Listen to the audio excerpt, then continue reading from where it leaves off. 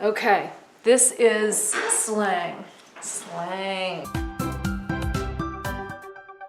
Hello and welcome. You are here with me, jewelry designer Jill Maurer, and graphic designer Sarah Tudor. Hello. We just filmed an away video. This was a video on away luggage, and we decided to do one more video as long as we were sitting here. Sarah is a millennial, and I am a Gen-Xer, and we work together a lot. Occasionally, I say something that she doesn't understand, and to me, it's such an old idiom, or it's such a common idiom that I thought everybody had heard of it, but it makes sense that she hasn't. And then, of course, like any generation, she will use new phrases that make no sense to me at all.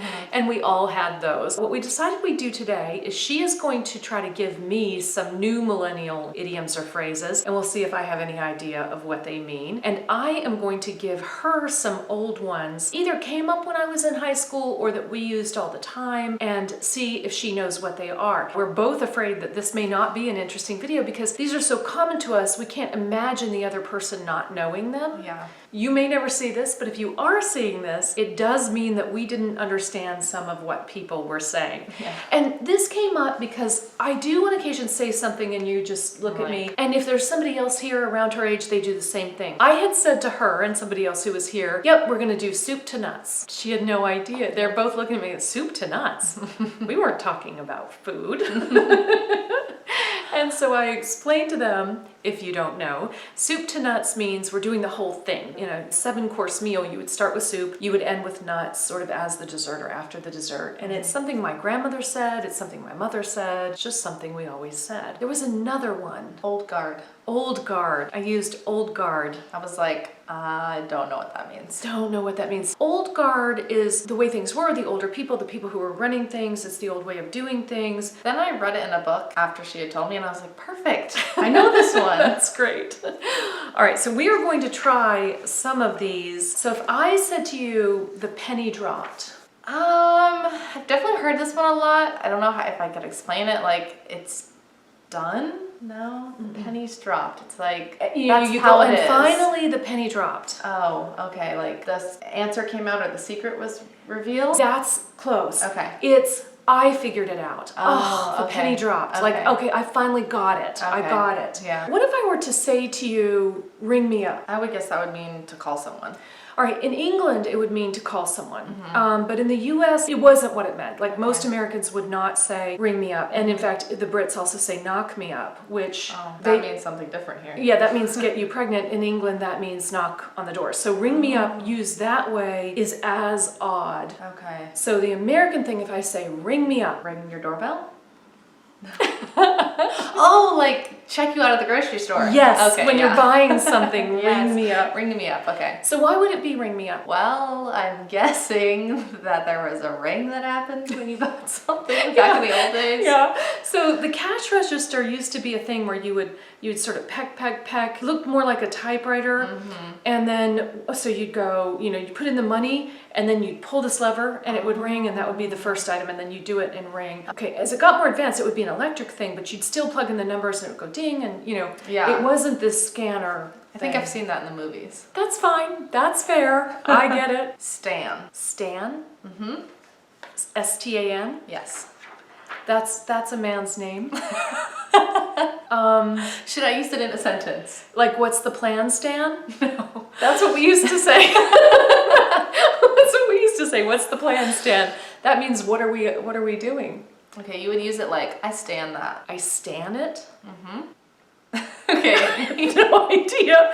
That's not a verb. That's the thing with a lot of these is that it's like, I mean, I obviously didn't come up with them. Did it come up with what this, did a guy Stan do something and now everybody does it? No, it's actually, so I'll tell you what it means. It means like you're a fan of something. And it's actually from an old Eminem song. Oh. And there's like a fan, I don't know all the details, but I stan something. Like if you see, if you agree with something or you're a super fan of, a celebrity or an artist, you're like, I stan them or I stan that. Okay. No. Or you can just say stan. Stan. Like someone's saying something and you're like, stan. That means I vote yes. Yeah. There you go. Okay. Okay, no, I didn't know that one.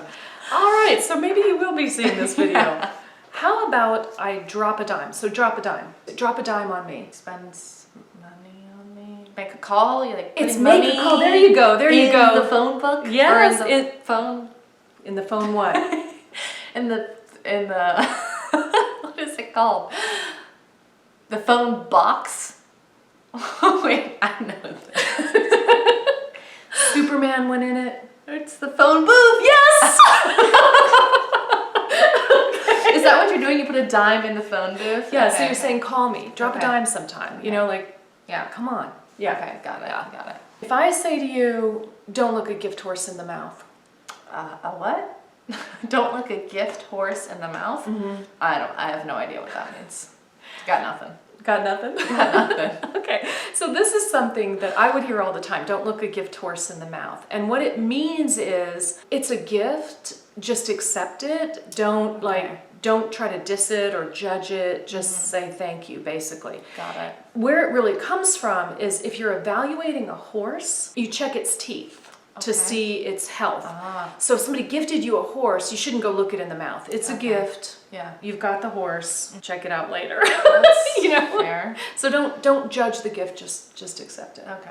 That's Yeah. a good one for Yeah. the holidays coming up. Right, there you go. That's a good holiday one. My next one is something that you probably know. People will say, so give me the tea. I don't know about give me the tea. Is it related to spill the tea? Yes. Okay, so I know spill the tea from YouTube. Okay. YouTube taught me that, where with spill the tea, you're gossiping, you know, and you're gossiping so hard that you spilled the tea, you know, because Okay. you're having tea and spill the tea. So give me the tea now. Yeah, or just what's the tea? What's the tea? What's the tea? Yeah, Interesting. my girlfriends were saying that, and I was like, are we going to a tea party? I don't know, but they taught me, Okay. and now I know the tea. Now you know the tea. That's the tea on the tea. That's the tea on the tea. Okay. If I say bite the bullet, Bite the bullet. It's like just do it. just do it. Yeah. Where does it come from? No idea. This is probably from cowboy days. So for the record, this is way before my time. But before they had medicine, like when you were giving birth, you might bite a spoon because you don't have anything. So you would bite the bullet, meaning you just get it between your teeth and just bite the bullet to get Okay. through something. Back then it could have been something really bad, but if you were, I don't know, if you were having anything done, anything medical, or they just give you a bullet to bite, that's what you got to do. So that's what it means, bite the bullet. All right. This one's more of a sound rather than a word. Skrrrt. One more time. Skrrrt. That's spelled S-K-R-T. Okay. You wouldn't really ever like write it, but you would say it in conversation. Skrrrt. Yeah. Like, what does that noise sound like to you? I would not do that in conversation. Okay. What I would say is that when my son was little, he would say, I erded. And I erded means I was running and I went, "Arr!" you know, like they do in the cartoons. And, you know, he would say, oh yeah, I was driving in the car with Daddy and we erded. You know, like he slammed on the brakes. That's all I got. Yeah, that's pretty much what it is. Okay, Like, good. when the car tires, like, skrrrt, you like turn the wheel, that's why I'm like making this motion. You're like, skrrrt. Thanks, Mitch. So what that means is like, stop, like, wait a minute, like you're having a conversation. Oh. Say you're spilling the tea and an interesting piece comes up, you're like, No, whoa, spilling wait. the tea is old. Okay, Sorry. sorry. You're giving the tea? So when you're getting the tea, Getting the and tea. someone says something crazy, you're like, skrrrt, like back up, hold Okay, on. okay. What did you just say? Right. That kind of thing. That's funny. So it's that sound effect Yeah. of skrrt, skrrt. Awesome. Yeah. I kind of like that one. Yeah. It could get old, but I kind of Yeah. like it. It's not an everyday one, just Okay. when the gossip is really hot. This is another old one. Throw the baby out with the bathwater. I'm not sure. Hopefully that's not very literal. Usually it's don't throw the baby out with the bathwater. Don't throw the baby. Maybe the child has done something bad. It's Okay. like, I've done something bad, but don't throw me away. That's what I got. No. Don't throw the baby out with the bathwater means don't throw the good out with the bad. Okay, okay. It's often used sort of in the same way as don't cut your nose off to spite your face. Have you heard that one? No? Seriously, no. Okay. I didn't even put that one down. So don't cut your nose off to spite your face. Literally, you're saying if you're angry with your face, don't cut your nose off to get it mad. It's not going to help the situation. And throwing the baby out with the bathwater is the same sort of thing. It makes sense. Where this comes from is again, before my time, when they used to bathe, a lot of times they would heat up the water. They'd actually have to boil the water and heat it up. And then, so the first person in was usually the parents or the man of the house, the woman, and then they would bathe. And then the children would bathe, probably biggest to littlest, and the water is getting dirtier and dirtier. And so you might miss a baby. Throw the bathwater out. Hopefully not. With the baby still in it. Don't toss everything out, keep the good. Okay. Shook. I think that means it like shook me up, it made me nervous. Yeah, that's exactly. Okay. That shook me, or someone would say shooketh. Shooketh? Yeah, I've never used that one, but I've heard other people. Shooketh. That's somebody trying to be Shakespeare in an oh so not Shakespeare kind of way. Yeah. Go on. Now we're going to get into some that did come around when I was young that my parents didn't understand. They were becoming new and now my parents didn't understand them. The first one I know you're going to know. In fact, I didn't even write this down. I'm just going to say it. Most of them are from the 80s. This one is from the 70s, and I remember the first time I ever said it, my mother was freaking out. And the word is gross. Gross. Just like, ew, that's gross. Yeah, ooh, that's gross, that's disgusting. My mother was saying, 144? Of what? I'm like, no, it means it's disgusting. Honey, it means a dozen dozens. I still hear my mother saying that. No, baby, it means a dozen, it just means 144. Mom, it means disgusting. No. Well, that's interesting because it's kind of like the reverse. I didn't realize, like I understand like a gross mean or something like that, but I never realized that it wasn't ever disgusting. It wasn't. Okay. My mother didn't get that one. Now we move into the 80s, but most of these are not Southern. I specifically tried not to pick Southern ones, and in my high school years, I lived in Alaska. So a lot of these are sort of Alaska and more West Coast, and you are more West Coast. Yes, I was born in California. And so some of these, I know that they were going on at the same time. Whether you know them or not is another thing. So gnarly, if something is gnarly. That's like cool, like, or like wicked. I would use that together. I think it's like kind of like skater or like surfer, snowboard, skier terms. Yeah, so in skiing, if something was gnarly, it was difficult. It was really difficult. And you're right, that it is good. So we go, that was gnarly. Yeah. And it means it was a really difficult one, which is good. We wanted difficult. Okay. And so, yeah, so we would use it as cool. Oh, that was gnarly, yeah. That was gnarly, dude. Salty. Salty? When I was growing up, salty would mean, if you said she was salty, it would be sort of a little bit crass. That's what salty would mean. What does it mean for you? It means, it's more of a mood thing now. It's like you're kind of mad at someone. You're like, someone kind of disrespected you and you're salty about it. Okay, interesting. That makes sense too. Yeah. Slay. Slay means you did a great job of it. Yes. Yeah. Okay, can you use it in a sentence? She slayed that concert. Great job. Good job, Jill. Gay men. I hang around a lot of gay men. It's true. They've been using that so way longer than you have. Okay. Grody. Grody. I think that's like gross. It's like grody, like worn down, diminished or something. Disgusting, grody. And we would use it in a longer phrase. Have any idea what that would be? No. Grody to the max. Grody to the max. That is grody to the max. Okay, I don't think I've heard that one. Okay. I didn't want to just say, we would also just say, oh, it's grody. Oh, okay. But if it was really bad, it was grody to the max. Grody to the max. All right, I'll keep that one, put it in my pocket. This one's Alaska. Okay. It may be California too, and I would love to know if it is, if you have heard of this. And it's a brody. A brody. Not a grody. No, this is Brody, I think. What if I said spin a brody? No? Like a ski move, something? For us, it wasn't a ski move, it was your car. There was a lot of snow in Alaska, obviously. If your car spun, you spun a brody. And you might have done it intentionally or not. So you could go out and you could say, somebody might say, we're gonna go spin brodies, which means we're just gonna get in this vehicle, we're gonna find a place in the middle of nowhere, and we're just gonna... I think they call it a donut now. Oh, a donut. Yeah, it would be a donut. But a brody is specifically more in the snow. For those of you in California, let me know, do you spin brodies? I spin a lot of brodies unintentionally. In other people's cars, we did it intentionally. Yeah. Okay, my next one is shade. Shade is you throw shade on somebody. Good job. Yeah. Jill knows how to throw shade, everybody. Right. No surprise there. Right. So you're sort of like dissing them, or you're... Yeah. That's great. You can use it in a sentence. There we go. Another one for Jill. She's hipper than I knew. These are two more that started, I think, with my generation, but continued, and I do think you're gonna know. One is psych.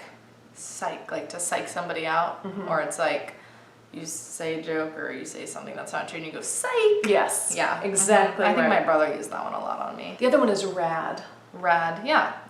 Sometimes I say that. It's Okay. rad from like radical. Yeah. Yeah. And or the formal radical dude. Radical dude. Yeah. Yeah. Right. The, That all gets cut down to rad. It was Yeah. rad, man. It was rad. yeah. All right. Okay, the next one I have for you, I think that you will definitely know this one. Yas. That means yes. But like you people will say like yas queen, like it's just a more excited yes. Yeah. You've done it very well, but you say it, it's like, how would you spell that? Probably YAAAS exclamation point. Good job. Yeah. Okay. It's so with an A. It's yas. Not Yas. yes. It's Yas. yas. Like It's sort of like a drama queen saying yes. yes, exactly. Yeah, that's kind of like, there's one that I know that it took me a while to know, and that's, oh snap. Oh snap. That seems like from the yas era. Yeah, maybe, yes. Tubular. Totally tubular, dude. Totally tubular. But I don't know what that means. Ooh, you could use it and you don't know what it Yeah, means? like that's just, I feel like there's sayings that you just know and you kind of like know how to say them, but you don't necessarily Well, then know what use they it in a means. sentence. Like, is it It's a... totally tubular, dude. I have no idea. This comes from surfing. Okay. And when you're surfing and you're in the tube, you know, when you get that Okay. perfect tube. Yeah. So if something is totally tubular, it is rad, man. Okay. It's got it. really good. Sweet. Totally, it is gnarly and it is totally tubular. Here's another one that did stick, I think. I think you'll know this one, and that is have a cow. Yeah, you're like freaking out. Like, don't have a cow, man. Yep. Chill out. Right. Yeah. No idea where that came from. I don't know who had a cow. Yeah. Who had the cow? I need to know. Not sure, but the general advice is not to have one. Don't do it. Extra. Extra. Okay. The reason I know this, or think I know this, is because my son used it on me. Oh, I'm He sure said, he Mom, you are so extra. And I was like, oh, thank you. Yep. I know, right? Thank you. Yeah, it's not a compliment. No, it just means you're over the top. Yeah. It's like you're gonna do something like really just More than you need to do. Yeah. It's just more than it needs to be. extra extravagant to a point where it's like kind of an eye roll. Kind of unnecessary. That Yeah. would be me. That, You know, sometimes. Yeah. I'm sure it was fair. I just thought he was recognizing my grandness I and wish I was there to hear him say that. appreciating it. I would have laughed so hard. Choice. Choice. Like something that's top. Yes. Okay, I only know that because my boyfriend and I are mushroom foragers on the weekends, and we look for choice edibles. So those are the ones that are not going to poison you. Right, and I think that's where it comes from, like choice meat, choice edibles, choice, you know, I think it did come from that, and we would say that, we'd say, oh, it's choice. Okay, I've never heard it used like that. But you would have known had I said it.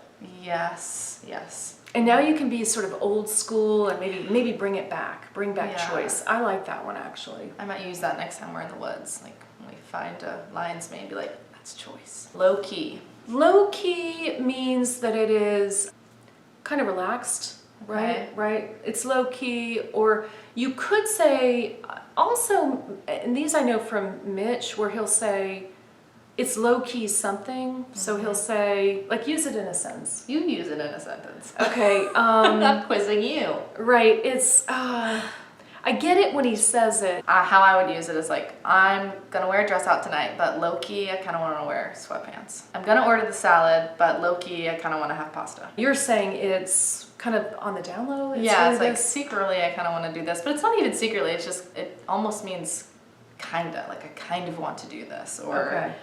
I'm not gonna do it, but like in the back of my head, this is really what I'm thinking. Okay. Okay, this one I think you'll know too. Bounce. Bounce. We're gonna bounce. We're gonna bounce. We're gonna bounce. That's right. I don't know why we say that, but we gotta. I don't either, but I think that started around the 80s because my parents didn't say it. I think of Tigger bounces, but I don't know what it yes. really is. Also, another one that I use, I don't know why. It's like we're gonna blow this popsicle stand. Yeah, so that is from Aladdin. It's from Aladdin? Yeah, that's why you know it. Deep It's ingrained in there. Yeah, the Disney movies I know. It might have been said before, long Okay. before, but that's why you know it. Okay, okay. This one did start with my age group. Bummer. Oh, bummer. Yeah, that's what's one we use. I use that all the time. I think it's coming major to bummer. language. Yeah, Yeah. it's a bummer. My grandmother and my parents would not have used bummer. Okay, yeah. I have one more, Okay. and this is thirsty. Generally speaking, that means that you would like a glass of water. That's generally speaking, but millennial speaking, what does it mean? Thirsty? Yeah. The only other thing I can think of is thirst for knowledge. Okay, this is more like desperation. Like, ooh, she thirsty. Like, Oh, really? Like yeah, like she's desperate? like going through and like liking all of your Instagram photos. Like Oh. she's desperate. She's thirsty for some attention, or he's thirsty. I Gotta like that watch one. out That would for make some sense. Thirsty people out there. Yeah. That makes sense. Yeah. You did great, Jill. I'm very proud. Thank you. Of You how did. hip you are. You did very well too. She reads a lot too. You read a lot, and that is where you know a lot of the things. Yeah. It's funny though how some of the things that I just thought were ubiquitous aren't. They're falling out of our language, and that's Yeah. fine. That's how language works. Yeah, that's true. If you would like to see more of Sarah, we just did sort of a millennial thing where she introduced me to the away suitcase, the away luggage. I'll put that video up here if you would like to take a look at that. If you haven't subscribed, please do so. I'd love to see you here again. Bye for now.